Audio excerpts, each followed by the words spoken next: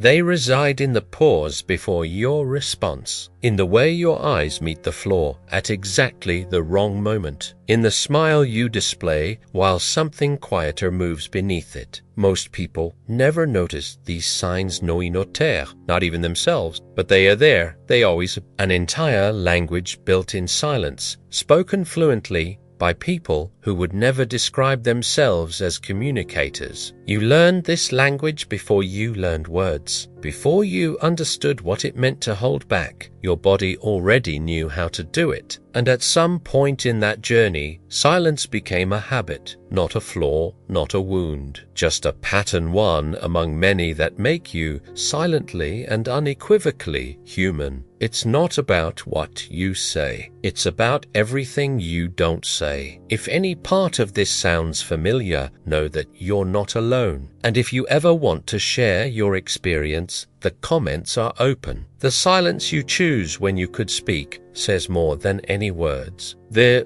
is a sieve of silence that is not empty. It awaits, it has direction. It arrives at the exact moment when words were possibly then expect and remains there, filling the space with something that no phrase could convey with such precision. You have felt it, you have chosen it, not always consciously, but always deliberately. It usually happens when you say there will be a price, when the truth is too exposed or emotions are running high, when the environment isn't safe enough or the person in front of you isn't prepared. And then you say nothing, not because you have nothing to say, but because silence at that moment is the most appropriate response. People rarely recognize this kind of silence for what it truly is. They see the pause and fill it with their own interpretation, too shy, too cold, too distracted. What they don't see is the calculation behind it, the silent decision made in the space between thought and sound. A choice that speaks volumes to anyone paying close enough attention. What's curious is how often this silence goes unnoticed, even by the one who chose it. You move on. The conversation changes course. The moment ends, but something was communicated, something was received, and somewhere in the body, the weight of what was left unsaid settles in, not heavily, not painfully, just silently, as happens with most true things. And this accommodation deserves attention, because the silence you choose in one moment has the power to shape the silences that follow. It becomes a pattern, a préférence, a language you speak more fluently than you imagine, a language that begins not in the mouth, but in something much older. This helps us understand where the eyes move when the mouth remains closed. The way you look away at the exact moment something bothers you. Your eyes move before your mind allows it. In an instant you are present fully there, keeping your gaze fixed, following the conversation. And then something changes. A word sounds inappropriate. A tone conveys more than it should. A topic arises for which you weren't prepared. And without you wanting it, your eyes have found another place to be. It action from a window, towards a floor. There's some neutral point on the horizon that demands nothing of you. From the outside, it seems like a distraction, disinterested. But from the inside, the sensation is more like a small retreater, silent step back taken by the body while the mind processes what just happened. What makes this gesture so precise is the moment it happens, not before, the discomfort. No after, exactly during, as if the eyes knew the moment better than you, as if they had the function of signaling what the voice doesn't say, and they take this function seriously, always. Most people never mention it. The conversation moves on, the moment passes. But the person in front of you noticed. Maybe they didn't say what it was. Maybe they couldn't explain why. Something seemed a little different in that interaction. But the signal was received, somewhere below the level of language, as happens with most honest things. There's no shame in that. The eyes have always been the least disciplined part of the face, the part that hasn't quite learned how to act yet. and in a world where so much communication is rehearsed. There's something quietly true, a reflection that can't be edited before it happens, a move. The body adjusts, and in the space between looking away and looking back, something real was said. This leads us to question what else the body expresses when the voice remains silent. After all, the eyes are not the only part that learns to communicate in silence. The smile that appears on your face while your head is thinking the opposite. There's a smile that has nothing to do with happiness. You've shown it before probably more times than you remember. It appears at the right moment, at the right time, with just the right amount of warmth. It fulfills its purpose perfectly. En béat, silently and without haste, the mind thinks about something completely different. It's not exactly deception. It's more like courtesy taken to its logical extreme. The social world operates on a kind of tacit agreement that certain feelings remain internal, that certain reactions are softened before surfacing, and a smile is the most elegant tool available to honor this agreement. It maintains peace. It preserves space. It allows the moment to pass without harm. The interesting thing is how it becomes automatic. After a while, you stop deciding to smile. Your face simply reacts to the situation in the way it's been conditioned while. Somewhere behind it, the real reaction washes over you like the wind in a closed room. Present, felt, invisible to anyone but you. This is not a performance in the theatrical sense. It's something sans mot habitual. There's no feeling of hiding. It's simply what happens when the inner world and the outer world are called upon to occupy the same moment, and you instinctively choose to protect one from the other. The mind leads one conversation, the face leads another. Both are completely real, both completely yours. The separation is so practiced that it no longer seems like a separation, just the common texture of being one person in the presence of other people. And yet, sometimes in a later moment of quiet, you realize it. The distance between what was shown and what was felt, not with guilt, just with a kind of silent recognition. Because the face isn't the only thing that learns to say one thing while the inside holds another. Sometimes that gap lies in time itself, in the deliberate space between receiving and responding, deliberately delaying your response to a message you read hours ago. You read it immediately. The notification arrived, the screen lit up, and your eyes scanned each word before the moment even consciously registered. You understood. You knew exactly what it meant. And then you put down your phone and let time pass, not because you were busy, but because something inside you needed that pause. It's not about avoiding something, not always. Sometimes it's a form of silent recalibration, a way of not being too anxious, too available, too exposed. The read receipt remains there as a small truth you haven't yet decided to acknowledge. And in the hours between reading and responding, you exert a kind of invisible power over the exchange, not cruelly, not consciously, just carefully. Other times, the delay is something more subtle. The message demanded something from you emotionally, and you need time to find the right way to express what you feel. Not to represent a feeling, but to locate the true one behind the first three that emerged. So you wait. You let the words settle. You return when you are ready, which is different from returning when it is more convenient for someone else. What no one talks about is how much communication happens during that waiting period. The other person feels it. You don't always know what it means, but you notice the pause that extends a little longer than the usual silence. You start to reflect. You reread what you wrote. They adjust something within themselves, silently, without knowing why. And you, on the other side,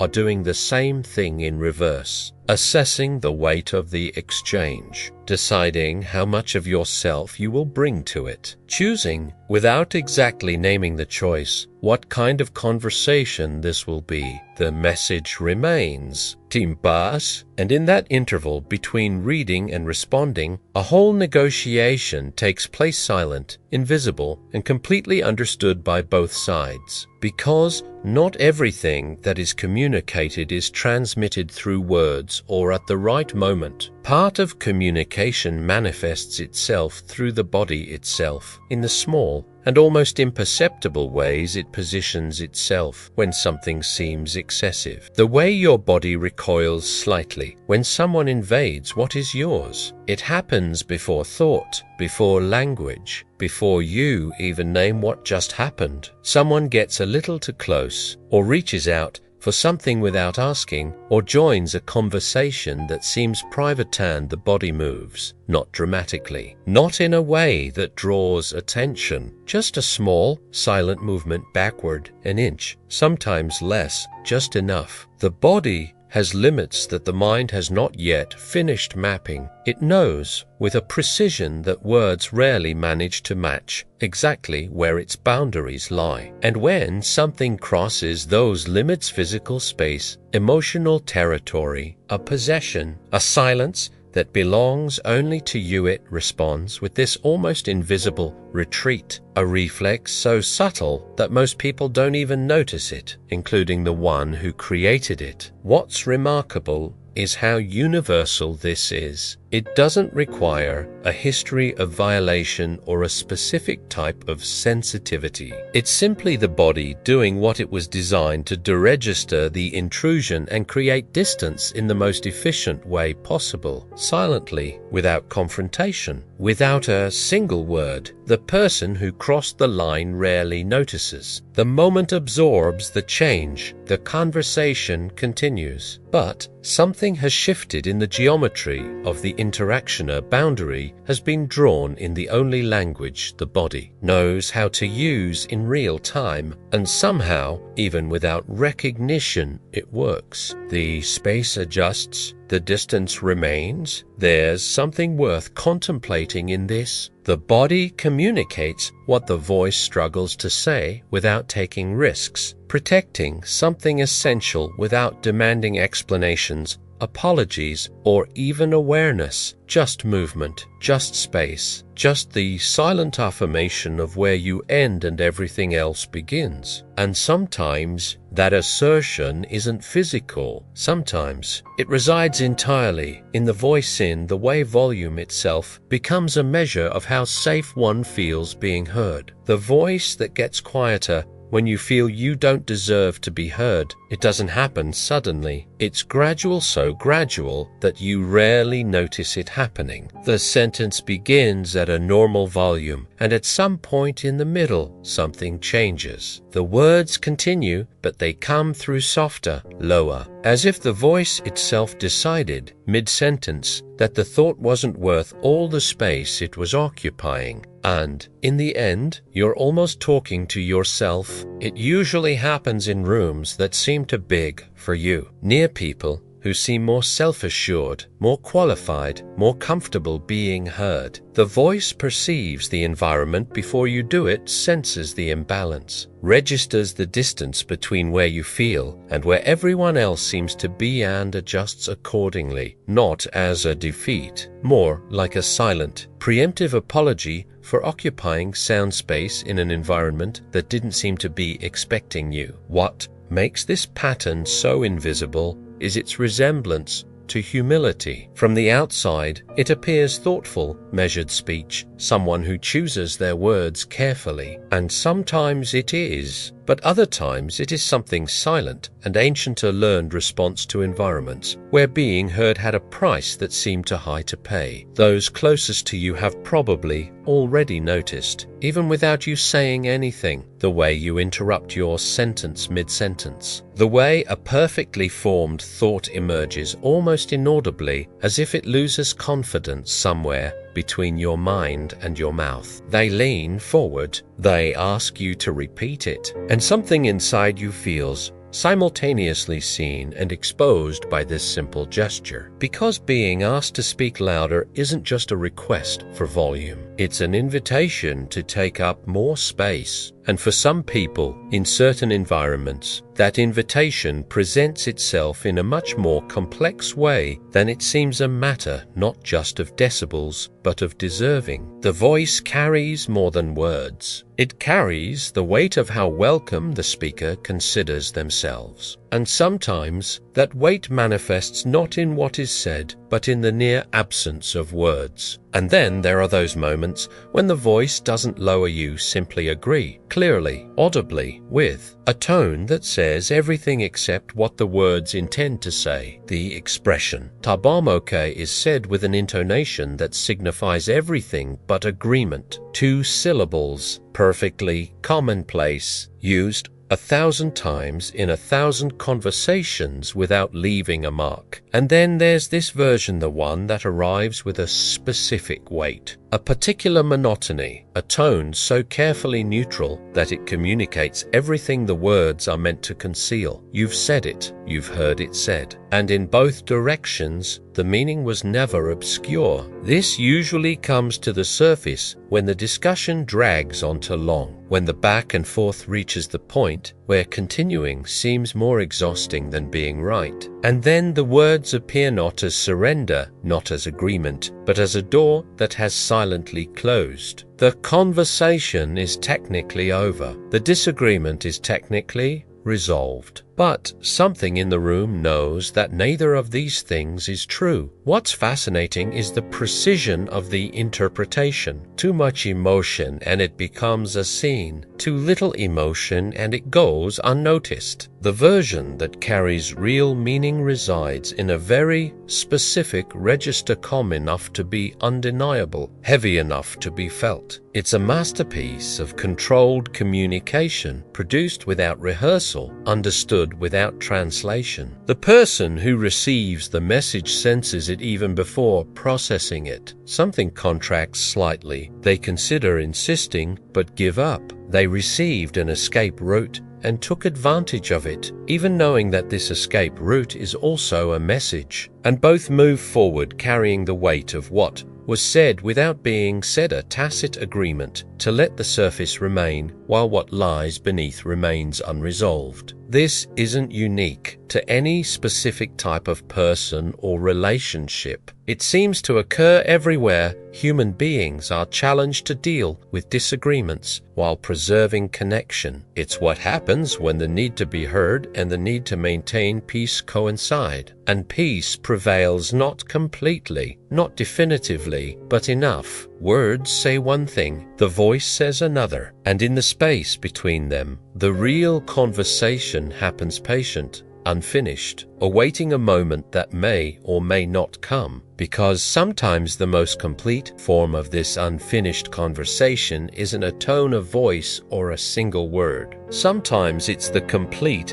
and deliberate absence of any reactioner, stillness so precise it could only have been chosen. The absence of reaction at the right moment, used as a form of silent protest. There are times when the most powerful thing you can do is nothing, no expression, no response, no shift in posture or flicker of recognition, just a stillness so complete that it becomes a statement in itself, one that requires no words, no confrontation, no risk of being misquoted or misinterpreted. You simply don't react, and in that absence, everything is said. It takes more control than it seems. The natural current of social interaction pulls toward a response, a nod, a sound, a change in facial expression to signal that something has been understood. Resisting this current silently, without making the resistance visible, requires a specific kind of inner discipline. You feel the force you recite, and the resulting stillness is not empty yet, is the most deliberate thing in the environment. What makes this form of communication so precise is its ability to deny what happened. If questioned, to point out. No change in tone of voice, no visible reaction, just the normal expression of a person who, by chance, did not respond at that specific moment, but both know. The one who expected a reaction and did not receive it understands exactly the meaning of the silence. The message arrived perfectly, transmitted without a single word leaving the mouth. This pattern appears more frequently in relationships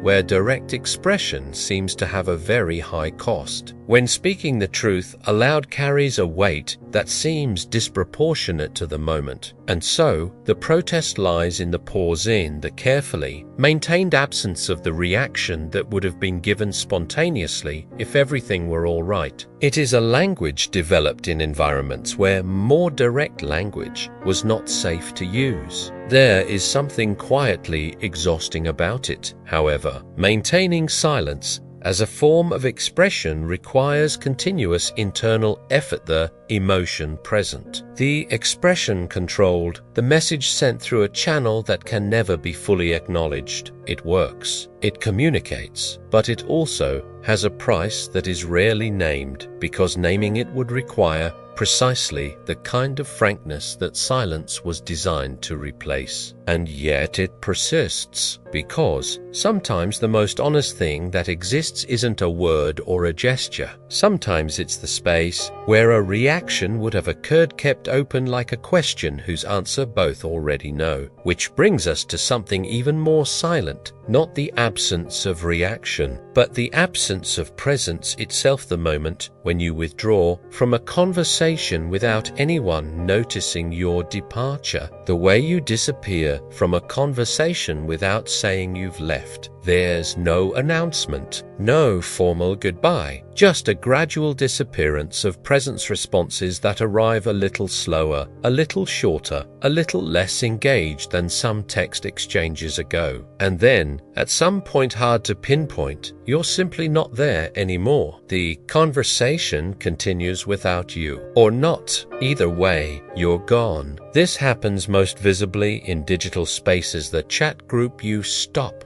replying to, the conversation you read without commenting, the exchange of messages you let dissipate simply because you no longer participate. But it also happens in physical environments, in encounters where you are still technically present, but have retreated to some more private place, behind a polite expression and a drink positioned at a specific angle. Physically present, absent in every sense that matters. What motivates this particular departure is rarely indifference. More often than not, it's the opposite intense feelings that haven't found an easy outlet. A conversation that demanded more than you felt comfortable offering. A dynamic that took a turn you didn't choose and couldn't reverse. And instead of naming any of these things, instead of causing the rupture with an honest goodbye, you dissolve silently, gradually, in a way that gives everyone, including yourself, the option to pretend nothing happened. Those who remain feel the absence even before they can describe it. Something has changed in the dynamics of the exchange. The energy that was present a moment ago is now less present, and then even less. And then it disappears like the heat escaping from a room through a window that no one remembers opening. Perhaps they will try to approach. Perhaps no, but they perceive the absence with a clarity that comes before